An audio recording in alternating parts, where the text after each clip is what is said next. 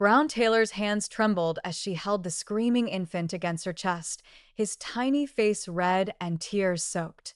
She knew she shouldn't be in the boss's private nursery, knew she was breaking every rule by even touching his son. But the baby's desperate cries had been echoing through the mansion for hours, and no one else seemed to know how to help him. The pediatrician had left 30 minutes ago with another useless prescription.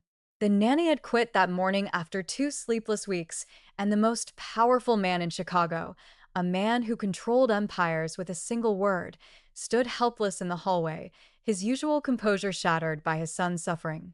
Brown had lost her own daughter 3 months ago. The grief was still raw, an open wound that bled with every breath, but her body hadn't forgotten. Her breasts were still heavy with milk that had nowhere to go, a cruel reminder of what she'd lost. And now, as she rocked this stranger's child, feeling his desperate hunger, his painful need, something inside her broke and mended at the same time. She made a decision that would change everything. Like, if you want to know what happened next, Brown had been working at the Romano mansion for exactly 2 weeks, and in that time she'd learned 3 critical rules. Never look Dante Romano directly in the eyes. Never ask questions about the men in dark suits who came and went at odd hours, and absolutely never under any circumstances. Enter the 3rd floor, where his 6-month-old son, Matteo's nursery, was located. She was about to break all 3 rules. The mansion was a fortress of marble and mahogany, perched on the edge of Lake Michigan like a crown jewel. Brown cleaned it from sunrise to sunset, her dark hands scrubbing floors that cost more than her entire childhood home in the South Side. She was invisible here, just another pair of working hands. And that's exactly how she preferred it. Invisibility meant safety. Invisibility meant she could send money back to her mother, could pay off the medical bills from her daughter's final days, could survive. But tonight, invisibility felt like cowardice. "Please," she whispered to the empty hallway, Matteo's cries piercing through the walls. "Someone help him." The baby had been crying for 6 hours straight. 6 hours of soul-wrenching, desperate wails that made Brown's breasts ache and leak into the compression bra she wore to suppress the milk her body still insisted on producing. She tried to focus on dusting the library, on organizing the kitchen, on anything that would distract her from the maternal instinct screaming inside her skull. She'd heard the fragments of conversation between Dante Romano and his security team. The baby was allergic to formula. Every brand they'd tried resulted in terrible rashes, digestive problems, constant pain. The pediatrician had recommended a specialized hypoallergenic formula from Europe, but even overnight shipping would take too long. Matteo needed relief now. The previous nanny had tried everything. Bottles at different temperatures, different positions, white noise machines, swaddling techniques from 3 different parenting books. Nothing worked. The baby was starving and suffering, and his father's money and power couldn't fix it. Brown found herself climbing the grand staircase, her worn sneakers silent on the plush carpet. Her heart hammered against her ribs. She could be fired for this. Worse, she could disappear. Everyone in Chicago knew what happened to people who crossed Dante Romano. But Matteo's cries were the same pitch, the same desperate frequency as her daughter Destiny's had been when she was hungry. Brown's body recognized it on a cellular level, responding with a flood of milk that soaked through her bra and made her button-up shirt damp. She reached the 3rd floor. The hallway stretched before her, walls lined with tasteful artwork and soft lighting that did nothing to muffle the baby's agony. 2 bodyguards stood outside the nursery door, looking exhausted and helpless.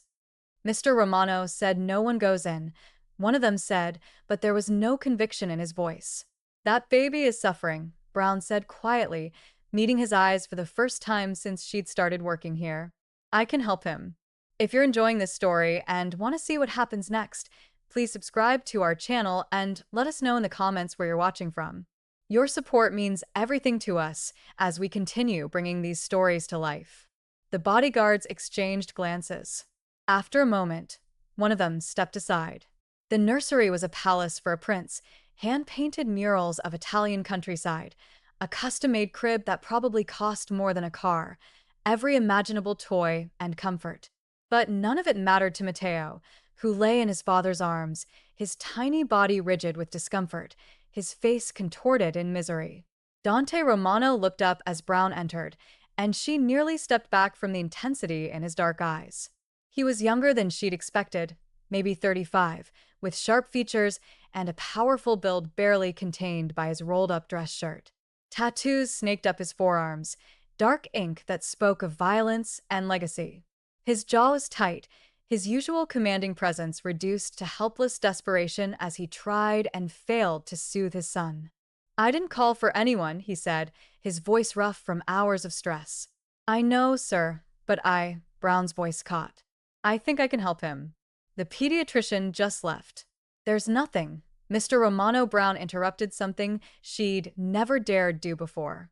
"I lost my daughter 3 months ago. She was 4 months old. I'm still producing milk. If Mateo is hungry and I can't tolerate formula," could the words died in her throat as Dante's expression shifted from exhaustion to shock to something she couldn't quite read. The room fell absolutely silent, except for Mateo's whimpers, which had quieted slightly at the sound of a new voice. "You're suggesting you nurse my son," Dante said slowly, each word carefully measured. Brown's hands twisted in front of her. "Only if you give permission, sir. Only if it might help him. I can't listen to him suffer anymore. No baby should feel that kind of pain." The silence stretched between them, heavy with implications and broken rules. Brown could feel her career, possibly her life, hanging in the balance. But when she looked at Mateo's red, tear-streaked face, she knew she'd make the same offer again. Dante Romano studied her for a long moment, his dark eyes searching her face, as if trying to read her soul. Then slowly, he stood and walked toward her. Brown's breath caught. He was taller than she'd realized, his presence overwhelming in the soft-lit nursery. "What's your name?" Auntie asked. "B.R. Taylor, sir." "How long have you been working here?" Brown. 2 weeks, sir. And in 2 weeks, you've never tried to speak to me, never asked for anything, never even looked at me directly." His voice was quiet, thoughtful. "But you'll risk everything to help my son." "He's a baby," Brown said simply. "He's in pain. The rest doesn't matter." Something shifted in Dante's expression. He looked down at Mateo, then back at Brown. When he spoke again, his voice was rough with emotion. "If you're willing to do this, I would be grateful." He placed Mateo in Sway's arms, and the baby's weight settled against her chest like coming home. Her body recognized this, remembered this. Mateo turned his face toward her instinctively, rooting, searching. "I'll leave you to it," Dante said, but he didn't move toward the door. "Unless you prefer privacy, you can stay," Sway said, already lifting her shirt with trembling fingers. "He's your son. You should be here. Comment what you think will happen next." Mateo latched on immediately, his small body relaxing for the first time in hours. The relief was instantaneous and visible, his tiny fists unclenched, his breathing evened out, the tension in his miniature frame melting away. Brown felt tears slip down her cheeks as she looked down at him. This beautiful child who wasn't hers, but needed her in this moment. She'd forgotten how it felt, the pull and release, the primal satisfaction of providing exactly what was needed. Her body had been holding on to this milk, preparing for a baby who would never come back, and now it had purpose again. The ache in her breasts eased as Mateo nursed, his eyes drifting closed in contentment. Brown looked up to find Dante Romano staring at her with an expression she couldn't decipher. Not anger, not disgust, but something raw and unguarded. Vulnerability. She realized she was seeing him completely unmasked. "Thank you," he said, his voice breaking on the words. "I didn't know. I couldn't." He ran a hand through his dark hair, and Brown noticed it was shaking. "He's been in pain for so long. The doctors, the specialists, the formulas, nothing worked. I thought I was going to lose him." "You're not going to lose him," Brown said with quiet certainty. "He's strong. He just needed the right help." Dante pulled a chair closer and sat down, close enough that Brown could smell his cologne, something expensive and woodsy. He watched his son nurse with an expression of wonder, as if witnessing a miracle. "Tell me about your daughter," he said softly. Brown's breath hitched. No one had asked her that. Not her mother, not her friends, not the grief counselor the hospital had recommended. Everyone avoided the topic, dancing around her loss like it was contagious. Her name was Destiny, Brown began, her voice steady despite the tears. She had the biggest brown eyes and the softest curls. She loved when I sang to her old gospel songs my grandmother taught me. She paused, adjusting Mateo's position slightly. She was born with a heart defect. We knew from the beginning it was serious, but I hoped. Her voice broke. You don't have to, Dante started, but Brown shook her head. I want to. No one lets me talk about her anymore. They think it's too painful, that I need to move on. She looked down at Mateo. But she was my whole world, for 4 months. Moving on feels like forgetting, and I can't forget her. You shouldn't have to, Dante said firmly.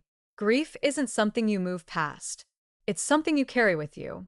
My wife, Mateo's mother, she died in childbirth 6 months ago. I understand that. Wait. Brown's eyes widened. I didn't know. I'm so sorry. It's not common knowledge. The family keeps certain things private. He reached out and gently touched Mateo's tiny hand. She gave me him, her last gift. And I've been terrified every single day that I'll fail him, that I won't be enough. You're here, Brown said. You're trying. That's what matters. They sat in silence for a while. The only sound Mateo satisfied nursing. Brown felt something shift in the room. A connection forming that transcended employer and employee, that went beyond the circumstances that brought them together. They were two people who'd lost too much, who carried grief like a second skin, finding unexpected solace in helping a tiny life thrive. When Mateo finally pulled away, milk-drunk and peaceful, Dante stood and took him gently from Brown's arms. He held his son against his chest, and Brown could see the tattoos on his forearms more clearly now. Names and dates. A family tree written in ink and memory. How much do I pay you? Dante asked suddenly. Brown blinked at the change in topic. $15 an hour, sir. That's insulting. He looked at her directly, and Brown felt the full force of his presence. Starting tomorrow, you're Mateo's nurse. $50 an hour, full benefits, and you'll live in the guest house on the property. You'll have your own space, but you'll be close enough to help him when he needs you. Mr. Romano, I Dante, he corrected. If you're going to help raise my son, you should use my name. That's too much, Sway protested, even as her heart raced at the thought of that kind of money. I'm just helping. You're saving his life, Dante said simply. That's worth more than I could ever pay you, but I'm going to try. He walked to the door, Mateo, sleeping peacefully against his shoulder. Before leaving, he turned back to Sway. There are rules in my world, codes we live by. One of them is loyalty. You showed loyalty tonight to someone who couldn't ask for it, couldn't repay it. That's rare. That's valuable. His dark eyes held hers. You'll be under my protection now. No one will touch you. No one will harm you. You're part of this family. After he left, Brown sat alone in the nursery, her shirt still damp with milk, her mind reeling. She'd come upstairs to help a suffering baby. She was leaving with a new life, a new purpose, and the unsettling realization that Dante Romano wasn't just a mob boss to her anymore. He was a grieving father who just trusted her with his most precious gift, subscribed to see how their connection deepens. The guest house was bigger than any place Brown had ever lived. 1 bedroom, a full kitchen, a bathroom with a tub instead of just a shower, and windows that looked out over the manicured gardens. She'd moved in the next day with a single suitcase that contained everything she owned, feeling like she'd stepped into someone else's life. But it was the routine that followed that truly changed everything. Every 3 hours, day and night, Brown went to the main house to nurse Mateo. Dante was almost always there. Whether it was 3 p.m. or 3 a.m., he'd greet her at the door himself, ignoring the confused looks from his security team, and lead her to whichever room Mateo was in. Sometimes it was the nursery, sometimes Dante's office. Once even the kitchen at 2 o'clock in the morning when Mateo had woken up especially fussy. Dante never left during feedings. He stayed, watched, and gradually they began to talk.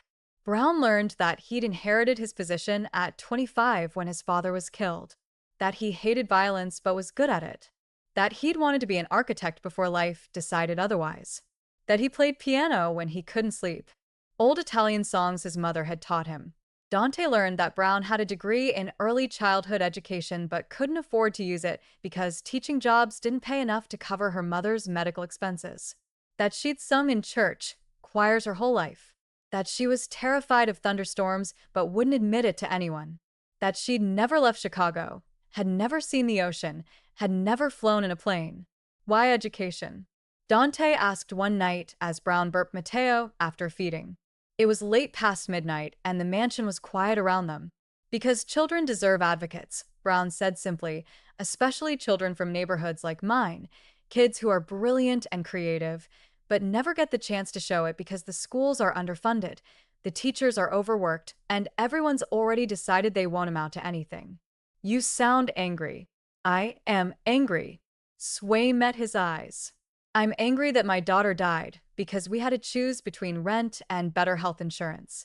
I'm angry that I have a degree I can't use. I'm angry that she stopped shaking her head. Sorry, you don't need to hear this. I want to hear it, Dante said intently. You're always so calm, so composed. I want to know what's underneath. Rage, Brown admitted. Grief and rage and exhaustion.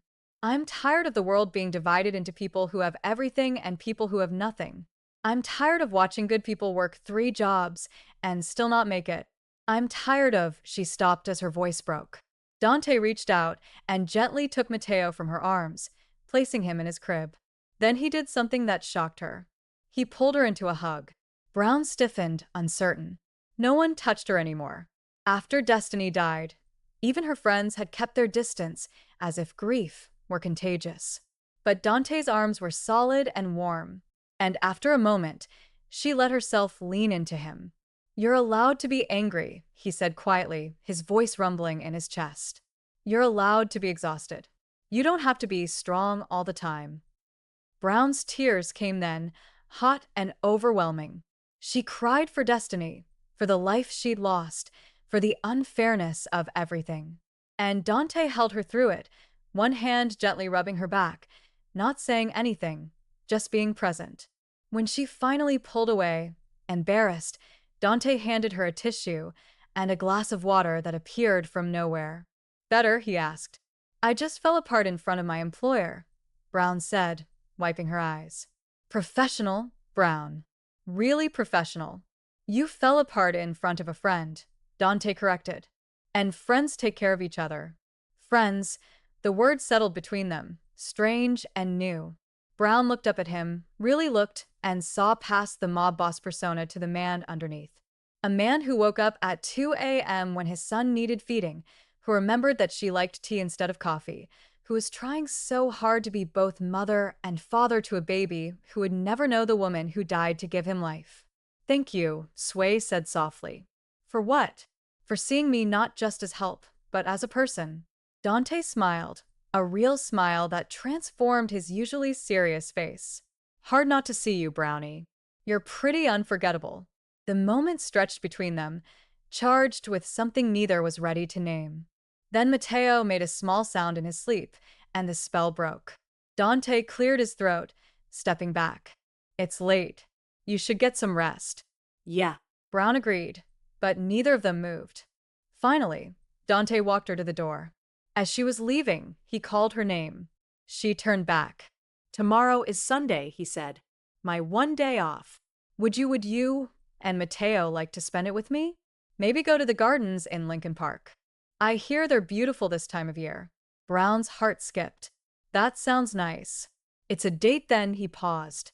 Not a date.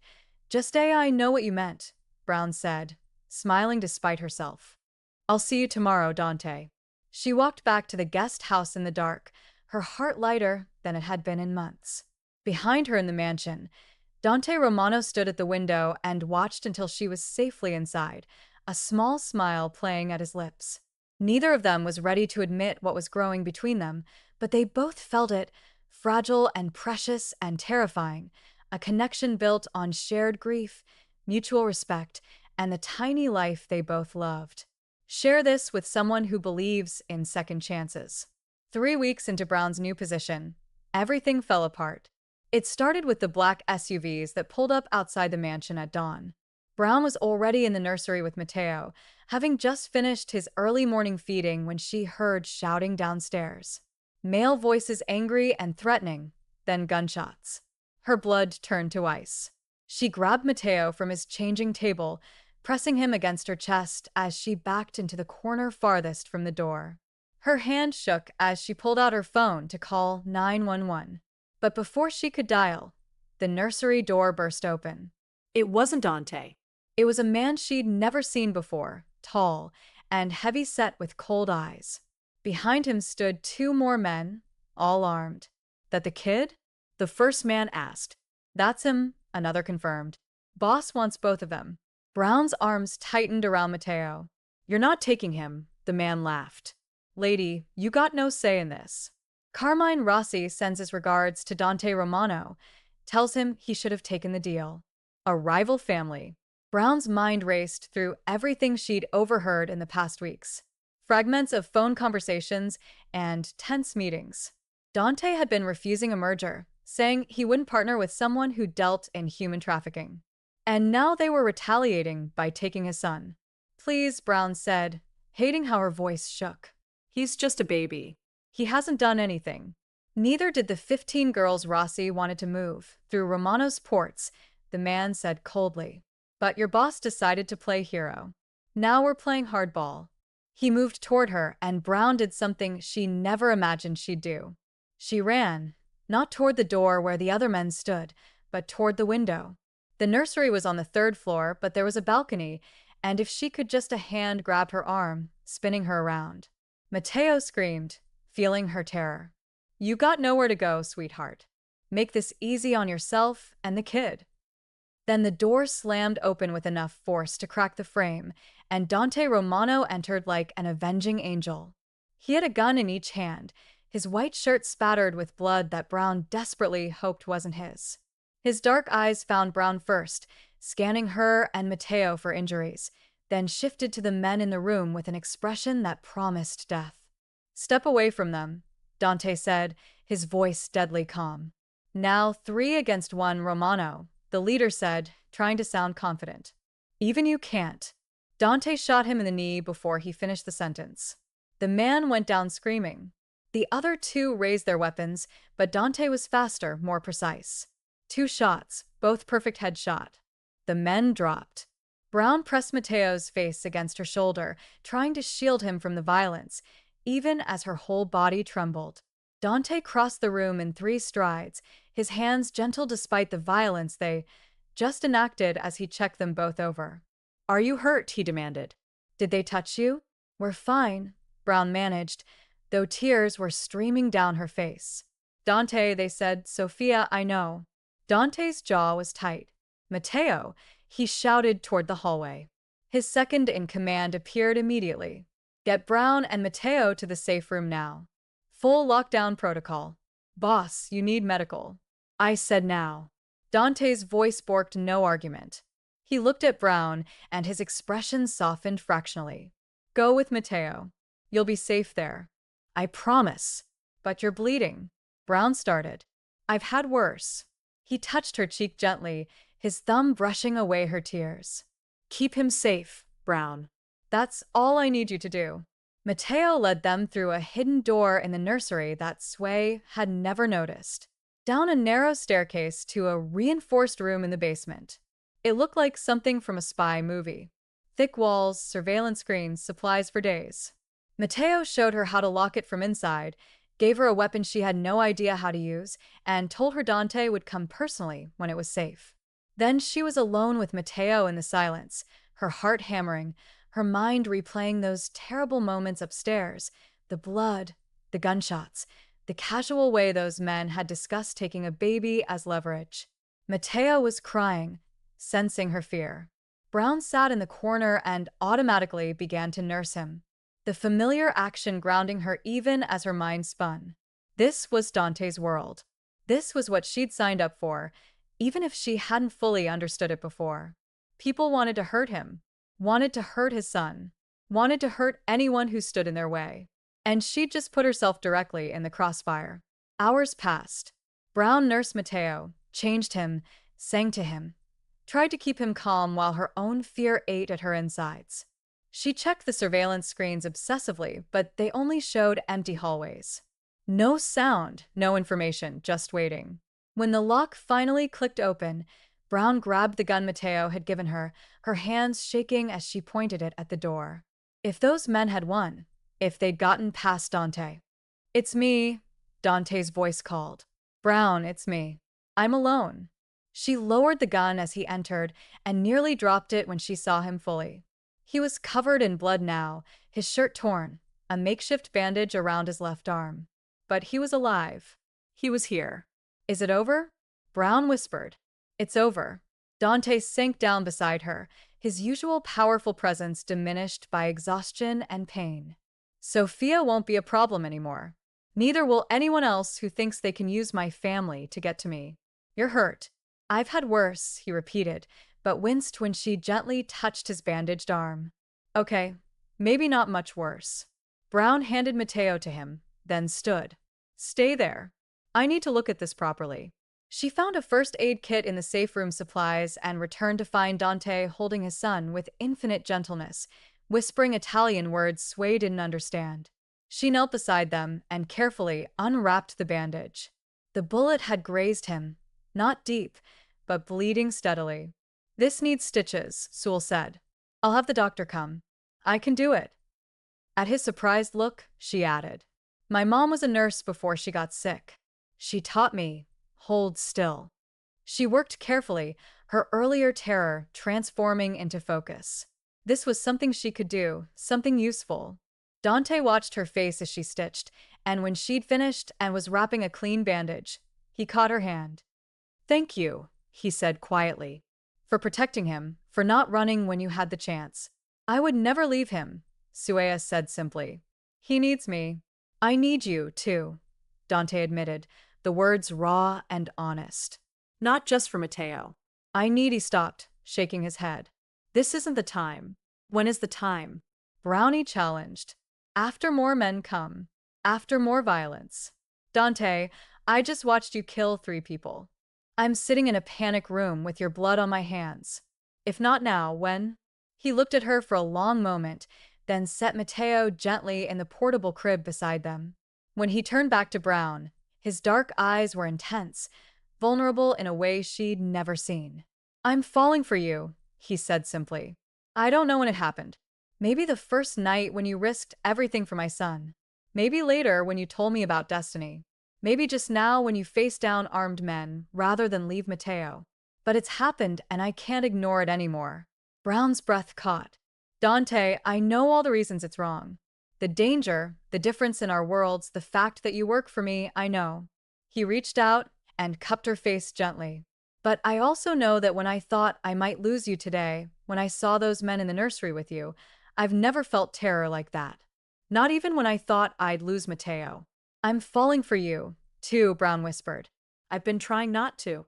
"Trying to keep it professional to remember my place, but you make it impossible, Dante. You're not what I expected. You're not just the dangerous mob boss everyone fears. You're a father, a man trying to do right by his son. Someone who sees me as more than just." He kissed her then, soft and careful, asking rather than demanding. Brown leaned into it, her hands coming up to grip his shoulders as the world narrowed to just this moment. This connection, this impossible, dangerous, perfect thing growing between them. When they pulled apart, both breathing hard, Dante rested his forehead against hers. "I can't promise you safety," he said. "I can't promise you normal, but I can promise you protection, loyalty, and everything I have to give." "That's enough," Brown said. "That's more than enough." Mateo made a small sound, and they both looked at him, sleeping peacefully, oblivious to the violence and confessions and shifting world around him. And Brownie realized that somewhere along the way this had become her family. Not by blood, not by traditional means, but by choice and circumstance and love. Comment if you think they can make it work. The aftermath of the attack changed everything and nothing. The mansion went into lockdown for 2 days while Dante's security team swept every inch, upgraded every system, tripled the guards. Brown moved from the guest house into a suite on the second floor, directly below Mateo's nursery, close enough to hear if he needed her, close enough to Dante's room that late-night visits became common. They didn't hide what was growing between them, but they were careful. Dante's world was watching, waiting to see if this connection was real or if Brown was just another temporary fixture. But as weeks turned into months, as Mateo grew stronger and healthier, as Brown became indispensable, not just to the baby, but to Dante himself, even the most skeptical members of Dante's organization had to accept it. Brown Taylor wasn't going anywhere. "Tell me again why we're doing this," Brown said, checking her reflection in the mirror. She wore a black dress Dante had bought her, elegant and simple, paired with small diamond earrings that had belonged to his mother. Her natural curls were styled in an updo, and she had to admit, beautiful. "Because it's time," Dante said from the doorway, looking devastating in a tailored black suit. "Time for them to meet the woman who saved my son, the woman I love." 3 months had passed since the attack. 3 months of learning to navigate Dante's world, of understanding the codes and rules and unspoken hierarchies. 3 months of falling deeper in love with a man who is equal parts dangerous and devoted, ruthless and tender. Tonight was the first major family gathering since Mateo's mother had died. And Dante was introducing Sway as his partner. Not his employee, not just Mateo's nurse, his partner. "Your aunts are going to hate me," Sway predicted. "My aunts hate everyone," Dante said with a small smile. "Except Mateo. And maybe once they see how happy you make me." He crossed the room and pulled her close, pressing a kiss to her temple. "You don't have to do this if you're not ready. We can wait." "No," Brownie said firmly. "I'm ready. I want to be part of this. All of it. Your family, your world, your life. I'm not hiding anymore." The gathering was at Dante's uncle's estate, a massive property in Hueca that made the Romano mansion look modest. Brown carried Mateo, who was now 9 months old and thriving, his cheeks full and his eyes bright. He'd grown attached to Brown in a way that went beyond nursing. She was his constant, his comfort, the person he reached for when he was tired or scared. The Romano family was vast and intimidating. Uncles and aunts, cousins and associates, all dressed in designer clothes and watching Brown with varying degrees of curiosity and suspicion. She was an outsider, a black woman from the South Side, dating the most powerful man in Chicago. The whispers followed her through the rooms, but Dante never left her side. His hand stayed at the small of her back, steady and sure. When his uncle Salvatore made a pointed comment about appropriate partnerships, Dante's response was ice cold and immediate. "Brown's family. Anyone who disrespects her disrespects me." The room fell silent. Then Uncle Salvatore, a man who'd been in the business for 50 years, smiled slowly and raised his glass. "To family," he said, and the others echoed him, some reluctantly, some genuinely. It was Dante's youngest cousin, a woman named Jana, who finally broke through Brown's careful walls. "That dress is gorgeous," she said, appearing at Brown's elbow with a glass of wine. "And I heard what you did, protecting Mateo during the Sophia situation. That took serious guts." "I didn't really think," Brownie admitted. "I just reacted. That's the best kind of courage." Gianna smiled warmly. "For what it's worth, I think you're exactly what Dante needs, and that baby definitely loves you. Look at him." Mateo had fallen asleep against Brown's chest, his small hand fisted in her dress, completely at peace. Brown looked down at him and felt her heart brown. "I love him, too," she said softly, "more than I thought possible. And Dante." Brownie looked across the room to where Dante stood talking with his uncle, his dark eyes finding hers even in conversation. "Him, too," she admitted. "Definitely him, too." Later that night, after they'd returned to the mansion and put Mateo to bed, Dante found Brown on the balcony overlooking the lake. The Chicago skyline glittered in the distance, beautiful and vast. "You survived your first Romano family gathering," Dante said, wrapping his arms around her from behind. "How do you feel?" "Exhausted," Sway admitted, leaning back against his chest. "But good, like I belong, maybe." "You do belong." Dante turned her to face him, his expression serious. Brown, I need to tell you something. Ask you something. Her heart skipped. Okay. When I met you, I was drowning. Mateo was sick. I was failing as a father. I couldn't see a way forward. He paused, choosing his words carefully. You saved us both. You gave Mateo health and me hope. You showed me that I could be more than what this life made me. That I could be a good father, a good man, because you see the good in me even when I don't see it myself. Dante, let me finish. He pulled a small box from his pocket, and Brown's breath stopped. I know this is fast. I know we come from different worlds. I know there are 1,000 reasons you should say no, but I also know that I want to spend every day for the rest of my life with you. I want to wake up next to you and fall asleep holding you. I want to raise Mateo together and maybe, if you want, give him siblings. I want to show you the ocean and teach you Italian and take you to all the places you've never been. He opened the box, revealing a ring that caught the moonlight. A deep red ruby, surrounded by diamonds. This was my grandmother's. She was the strongest woman I ever knew until I met you.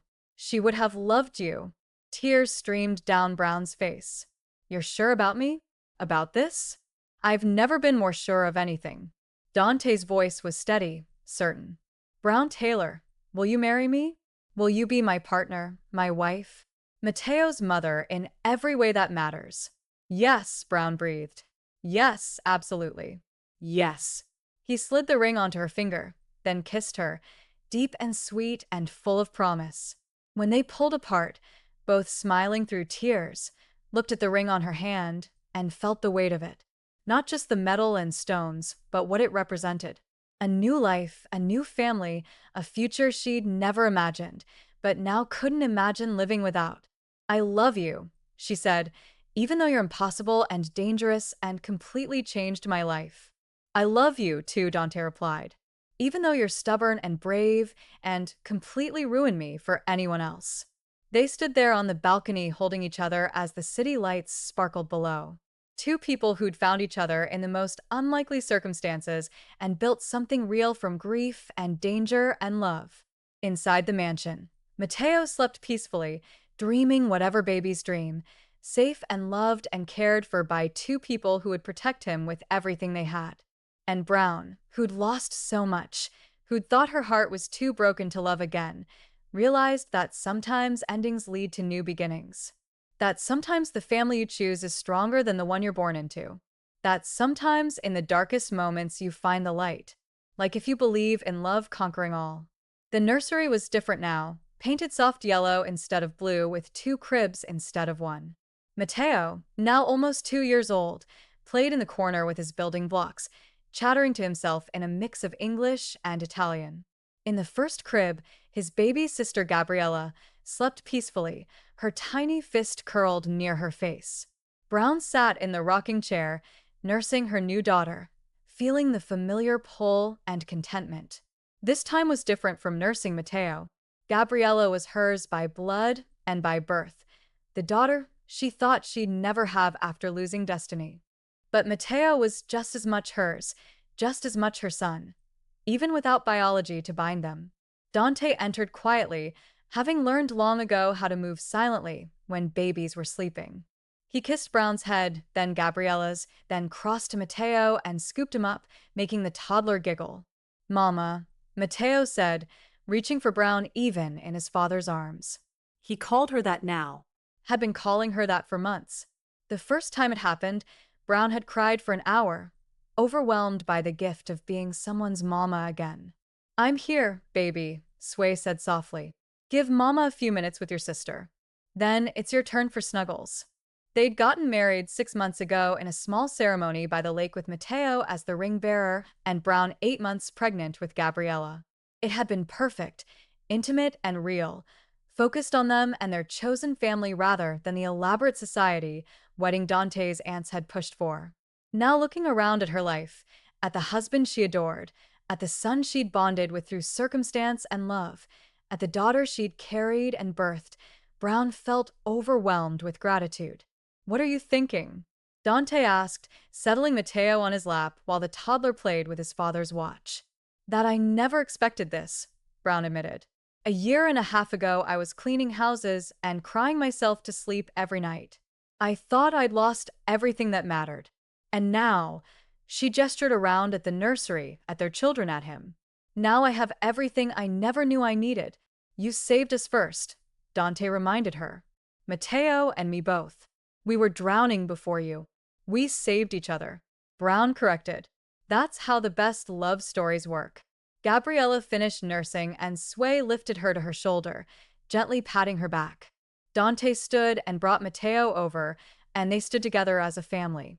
Matteo between them, Gabriella in Brown's arms, Dante's arm around all of them. Family photo, Matteo announced, having learned the phrase from the constant pictures Dante's aunts took. That's right, baby, Brown agreed. Family photo. She caught her reflection in the window. A black woman in comfortable clothes, her natural hair in twists, holding a baby who had her eyes and nose, standing next to a reformed mob boss and a toddler who called her mama. A family that looked nothing like the traditional stories, but was perfect in all the ways that mattered. Outside, Chicago spread out below them the city that had broken her and rebuilt her, that had taken everything and given her more than she'd lost. And Brownie realized that sometimes the most unlikely stories were the best ones. Sometimes the darkest nights led to the brightest mornings. Sometimes when you thought you were just surviving, you were actually finding your way home. I love you, Dante whispered against her hair. All of you. Forever. Forever. Brown echoed, and meant it with every fiber of her being. Matteo reached up and patted both their faces. Love you, he repeated carefully, and Gabriella made a small sound of contentment. And in that moment, in that nursery filled with love and light, and the promise of tomorrow, Brown Taylor Romano knew she was exactly where she was meant to be. Share this story with someone who needs hope. Thank you all for following this story. If you enjoyed it, please write in the comments where you're watching from. And don't forget to like, subscribe, and share this video as your support is important for me to continue creating content.